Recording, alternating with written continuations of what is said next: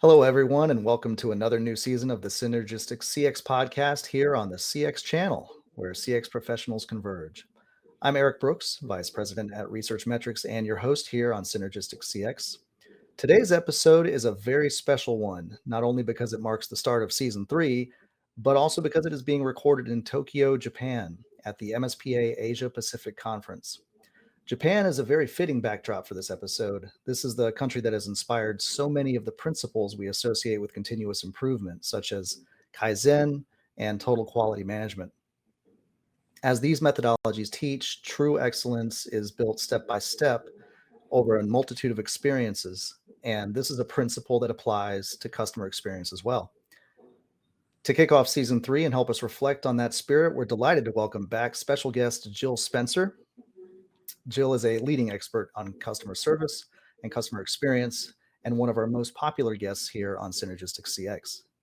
Jill actually joined us for the very first podcast episode, and the insights that she shared with us back then were so compelling that they're still referenced even today. In today's episode, we'll reconnect with Jill and her work, which truly embodies the essence of what Synergistic CX represents. Jill is on site at the MSPA Asia Pacific Conference in Tokyo, along with CX Channel team member Emil Sankov, CEO of Research Metrics, who will lead today's discussion. Jill, it's great to see you again as always. It's always wonderful to talk to you. This represents your third foray with us here on the CX Channel, and you were part of our very first episode nearly 2 years ago. And then at the 2024 MSPA CME conference in Florida, you shared with the audience the progress of one of your clients who was leveraging synergistic CX methodologies at the time. It was really fascinating learning how you had helped to so dramatically improve their CX, and we can't wait to hear what you have to share with us today. Thanks very much, Eric. It's fantastic to be here, and greetings from Tokyo. Excellent. Thank you so much, Jill. Emil, over to you. Thank you, Eric, and hello, everyone. Jill, it's wonderful to be here in Tokyo. And this actually marks 2 years after we launched, with your help, the first episode, which still is the most viewed episode on the podcast. So what we want to do today is to do a brief retrospect and look back the last 2 years, what we did and where we are today, with the objective to take the next step in the evolution of the CX channel. So it is really great to do it with you again here in Tokyo. For the benefit of our listeners, would you just share with us very briefly your professional experience and what drives your engagement and your journey in customer experience? Absolutely, with pleasure. So I've been working in the industry for more years than I care to remember. Very much started from a background of retail, and I was on the receiving end of mystery shopping reports for many years, and I was able to use the information to really build my profile within my business at the time. And I managed to increase my sales through service using primarily mystery shopping reports information. And when I passed this information on to my colleagues, my peers, they started to understand the value that the mystery shopping results could bring to their stores also. And I was able to demonstrate higher increases in sales than anyone else in my region, in my area at the time. And so I was then seconded into a customer experience expert role within my current company. And that was the start of the story. I decided this was something I really wanted to work in, this industry, and swapped sides and became a provider of mystery shopping. So that's pretty much a quick sort of potted history of how I've ended up here sitting with you today. Great. And thank you very much. We have known each other for a long time. Yes. So Jill, I will take us back 2 years ago where we ended our last podcast with you. So Synergistic CX implementation. You have been working with the Synergistic CX methodology for some time now. And I'll be curious to get your perspective as to what works with that methodology, and where do you see the benefits as a practitioner? Yeah. Okay. So I think the biggest change I've seen over the last maybe 3-4 years is using my primary research tool of mystery shopping alongside other data sets. And I think I've been quite lucky because I've built very progressive and trusting relationships with my clients previous to this. And they've always been happy, or at least I've been able to convince them to give me their internal data, which we could then overlay over mystery shopping data and come up with some compelling arguments for return on investment, or whatever we want to call it, a reason for buying from me. But probably in the last 2 years, when I've been able to use the synergistic approach, the benefit has been my clients don't have to wait for me to present every quarter to them anymore and understand how the tools fit together. Everything is available within the same dashboard. So we don't just look at mystery shopping in isolation. We can look at other data streams and make a very compelling argument for customer experience. So I think Eric alluded to the presentation I gave last year in Florida, where I was talking about how we were able to show my client review information on top of mystery shopping information, on top of employee experience information. And that allowed us to look not just at the client's performance across the customer journey, we were able to look at their competitors' performance, and they were instantly able to identify through 3 powerful data streams, all available instantly to them, where they should prioritize for focus to help them increase sales and market share. And to have that power within a software portal completely open their eyes, and has since opened many more clients' eyes in terms of the value of customer experience data provision. Thank you, Jill. And I will now want to take you to data strategy, but before I get there, for our new viewers, Synergistic CX is about getting multiple customer experience measurement methodologies implemented together. And ideally, we want to get all data from all channels intertwined in one synergistic data stream. So data is obviously very important, and this is the first stepping stone on which we will build on our understanding about the customer experience, both perceived and designed. So data strategy is my next question. My next question is about data strategy, and usually there are multiple dimensions about data strategy. One is the mix of measurement methodologies, and we never go with the complete set. So there is a strategic sequencing, if you will, with the deployment of multiple programs, and this ultimately leads to timing and frequency, and this pretty much closes this triad of data strategy pillars, if you will. So from your standpoint, in the context of Synergistic CX and data strategy, what you have found to work better in your practice, and what would you recommend as an approach, if there's a recommendation at all? Okay, so I guess probably many of the people listening to us will have far more expertise from a tech perspective than myself.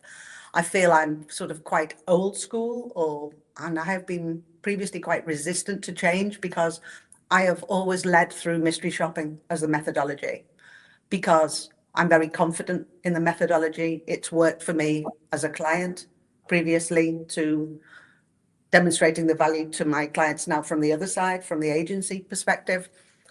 And I just feel actually understanding what happens in that moment of truth, being able to understand that and use that color, like qual and quant overlay, really helps an operator develop their business. So I've always started from that standpoint. And almost, I would say, working with you and your team and understanding the ability and value of overlaying review information, and also employee satisfaction. It's come to me through you guys more than my own ideas. And I think I've just, rather than being able to recommend, I would just say, I am living proof that by bringing different streams in, you make a far more compelling argument. So I think I see this as constantly evolving. And I guess the next step in terms of what my customers are really talking about now is, Jill, how can you give me the information faster in real time? So, rather than there being an inevitable delay with quality control, so on and so forth. So I think, my level of excitement is it's certainly all about overlaying the different methodologies and bringing them all together, but it feels like the speed would be the next issue to address, if that answers your question. It does. And obviously, speed has been an issue throughout the years now with technology. Speed is the problem of speed is getting resolved. And ultimately, we're now very close, I think, to the point where we will be deploying digital twins of the business, and we'll be able to see pretty much everything in almost real time and in real time. So maybe just to take it a step back, because speed is a means to an end, but what is important is the return on investment. And you alluded to that previously. So for me personally, when I watched your presentation 3 years ago about return on research, which you delivered with a bang, literally, that to me was an eye-opening presentation, and really not just a paradigm shift, but really to me opened the area of, I think we as an industry have not articulated the importance of that area throughout the years. So talking about and getting back to the return on investment, return on research, can you just share your evolution of thought for the last 2 years?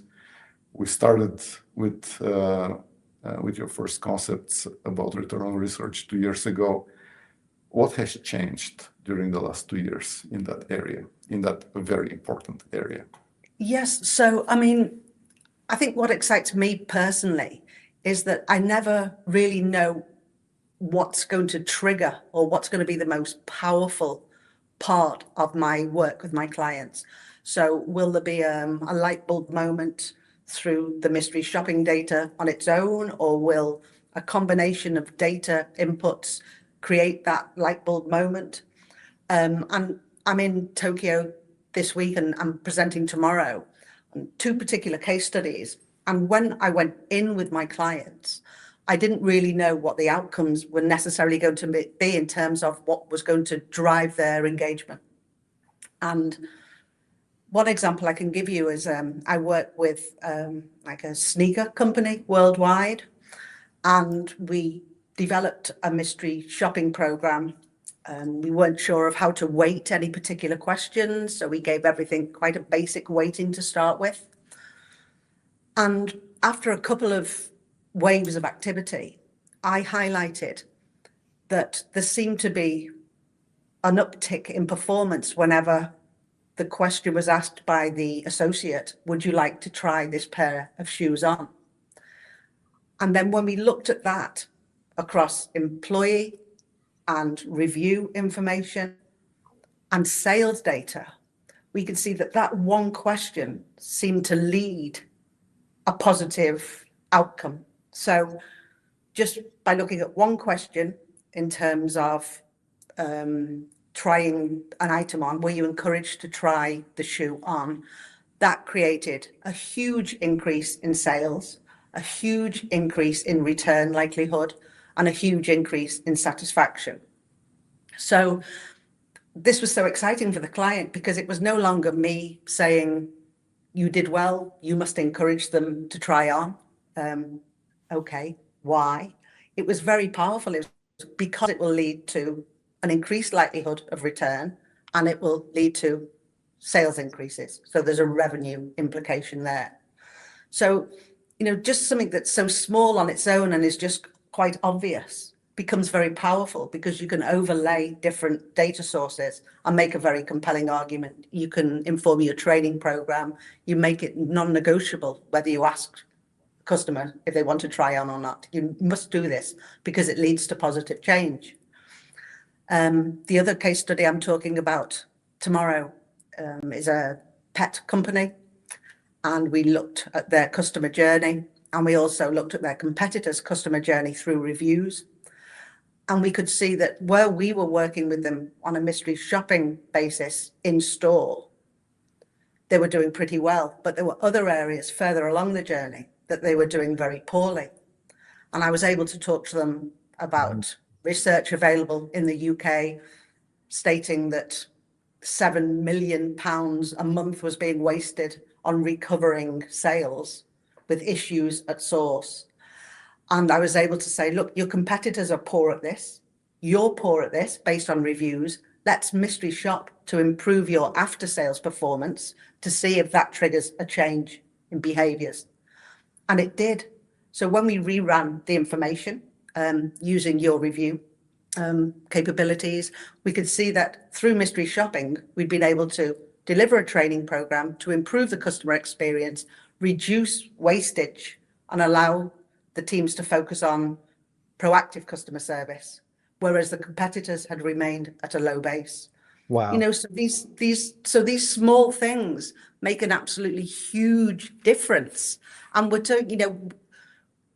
we can multiply this out and actually come up with stats, hard and fast stats, in terms of the return on investment, the return on research, whatever we call it. It really is a boom moment. So I think that's probably, having that information and the more compelling data, that's probably a quick way to answer the question in terms of that's how we've moved in the last 2 years. And I expect to be able to move even more quickly and make more compelling arguments as you guys are developing your product.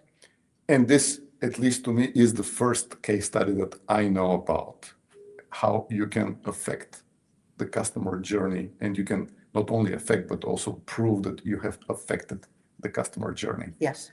In a positive way, obviously. So I do want to still go 2.5 maybe years back when you delivered your presentation, and so what it really prompted me to start thinking about how can we make this process more automated from a data processing standpoint. So we know that with regards to return, what the brands are looking for is obviously top line and bottom line, and you're very you explained the impact on top line and bottom line very eloquently and very, very clearly. To me, that was really a wake-up presentation. But there's also what you presented last year with actually 6 months ago, not last year, time flies, with the pet stores, is something that I have never thought about, and it is the brand equity value. And the brand equity value is also part of the return Yes. that we need to be looking at. So what we did and what we have been working on the last 2 years is to try to figure out how we can implement machine learning methodologies to take the totality of the data set, including online reviews, including mystery shopping data, internal quality and process evaluations, sensory data, everything, and try to find correlations and causality in relationship to brand equity, top line KPIs and bottom line KPIs. And we haven't not discussed it because I was not sure that this is possible to be done. But now we actually managed to, and this just happened a couple of weeks ago, we managed to get a machine learning algorithm worked in a way that we can automatically, given the totality of the data set, Fantastic.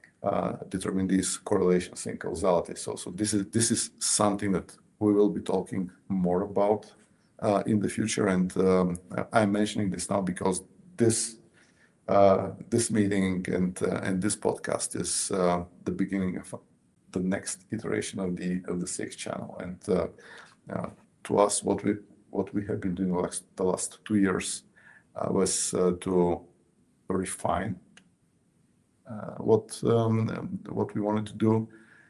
But now we have a new design of the magazine, a new design of the website is coming up, and a book is coming up in a couple of months. So for us, this talk is about, at least for me, this is the beginning of the next iteration, and that is why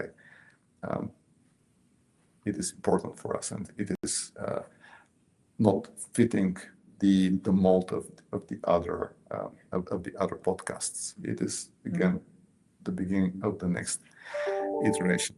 And again, thank you for again being part of that. So this brings me to my next topic: technology, digital transformation. It's everything is a coin with two faces. One is disruptive, the other one is leading to progress.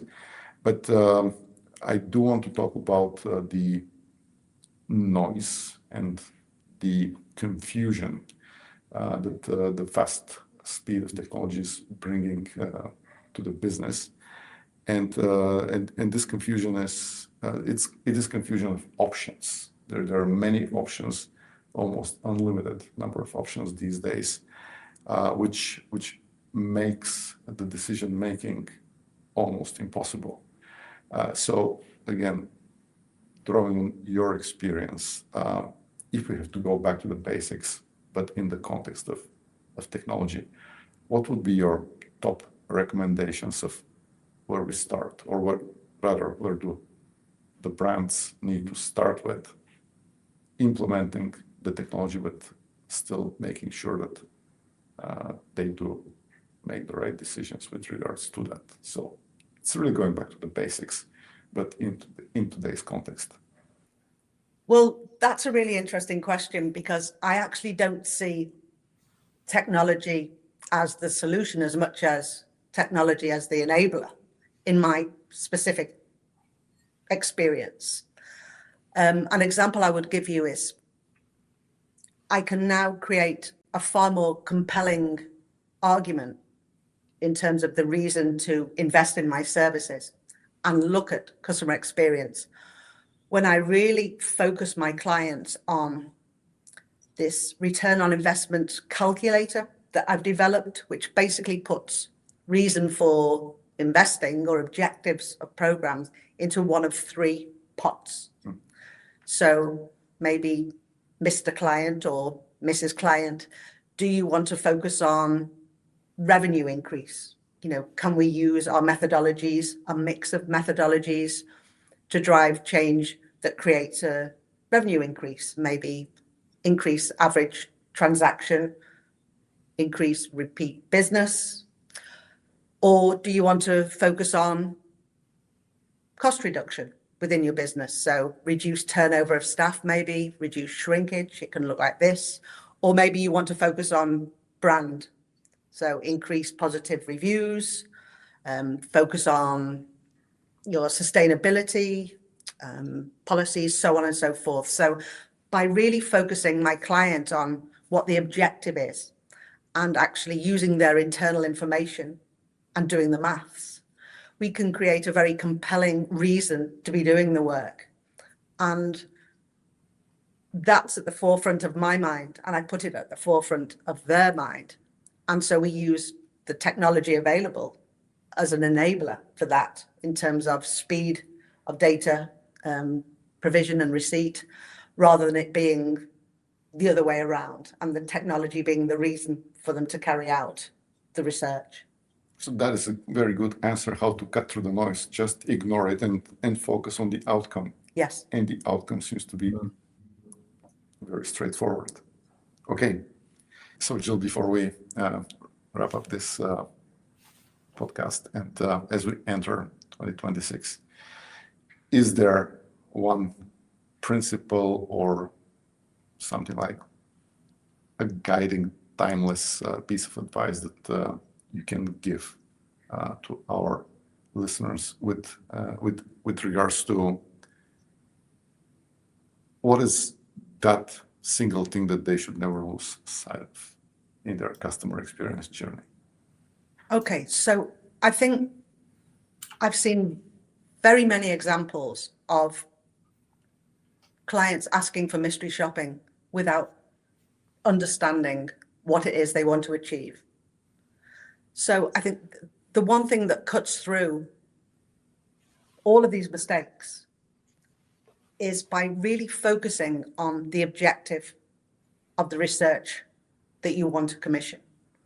And I think by focusing my clients on this objective, we can more easily and confidently measure the success of a given program, because I see many clients explaining they have so much data they don't know what to do with it. And my belief is that's because they've collected the data without an objective in mind or a set of objectives in mind. So I would just urge everyone commissioning customer experience research to have an objective in mind. Like I talked about this calculator earlier. So is it to grow revenue? Is it to reduce costs? Is it to enhance brand? Whatever it may be, or if it's a combination of these things, don't just say the words and make it empty. Really drill down and apply these concepts to your company. So if it's increasing basket size or transaction value or increase repeat customers, whatever it might be, put some figures down, do the maths, work out if we did this, what would it give us? And be very confident when dealing with your clients that you can deliver based on a combination of methodologies. And I think the other thing is building trust, which is probably another podcast altogether, is Yes. absolutely fundamental, because you need information from clients. You won't be able to collect all the information yourself. So you're relying on them to give you sales figures. And it's building that trusted advisor relationship, probably combined with clear objectives, that I think is going to be the timeless solution in terms of success in our industry. And this is what I think I got to the same conclusion as well, that yes, we can source the brand equity data from online reviews, but when it gets to top line, bottom line, that data can only come from the customer, and they will not just give you that data lightly. There is no trust. Yes. Okay, so it's really going back to the basics and cutting through the technology noise is about that. But so I have the gut feeling that the second iteration of the CX channel is going to be almost constantly about return on research getting added to the mix. And I have the feeling that we will be getting to that topic and the importance of that, the critical importance of that every podcast now. Okay, thank you very much, Jill. Thank you for being with us in the beginning of this new iteration of the CX channel, which has very ambitious objectives.